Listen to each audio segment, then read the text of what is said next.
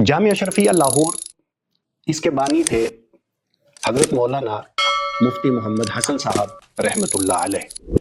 इनकी खिदमत में उस वक्त के गवर्नर हाजिर हुए सरदार अब्दुल रब निश्तर। वो इनके हल्का इरादत में शामिल थे, मुताल्लिकीन में शामिल थे।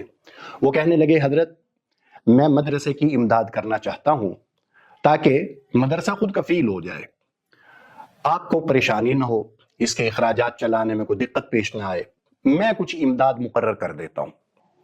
तो हजरत मुफ्ती हसन साहब रहमतुल्लाह अलैह ने बड़ा प्यारा जवाब इरशाद फरमाया कि अब्दुल रब, तुम क्या चाहते हो कि हमारी नजरें रब से हट के अब्दुल रब पे लग जाए?